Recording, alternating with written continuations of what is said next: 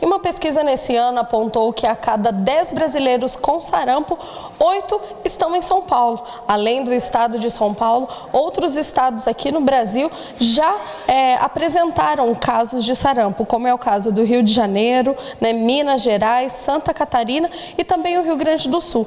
Né? A possibilidade de surto aqui no país é muito grande. Para falar sobre o tema, estou aqui com a Silvana, ela vai explicar um pouco para a gente.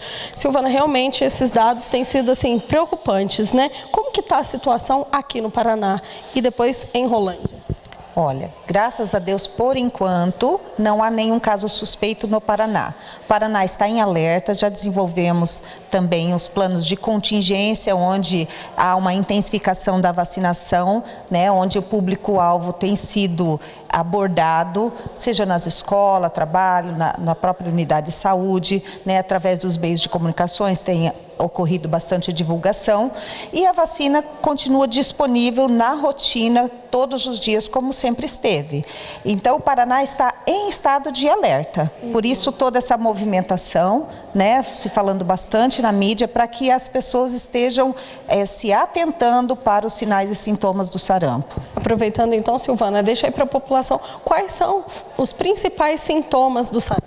Os principais sintomas é febre repentina, febre alta, acompanhado de tosse ou coriza ou conjuntivite. A gente chama que é uma tríade, né? Não é só a febre, tem que haver a febre, a conjuntivite, tosse seca e coriza. Aí, após 4 a 5 dias, a manifestação do exantema, que é aquele grosseiro que começa na região do rosto, pescoço e então passa para o resto do corpo. Normalmente, as pessoas que não têm nenhuma vacina contra o sarampo é que acabam sendo comprometidas com a doença.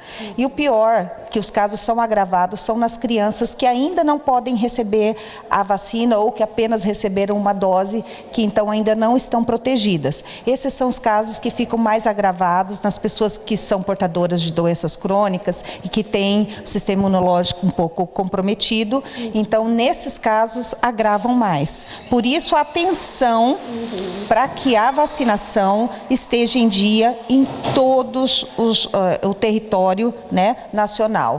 Silvana, para esclarecer, para quem vai viajar, por exemplo, para o estado de São Paulo, que está aí uma situação alarmante, crítica, tem que ter um reforço da vacina, né? A pessoa tem que trazer aí a carteira para saber se precisa tomar mais alguma dose, se tomou a dose certa, para saber como que está antes de viajar?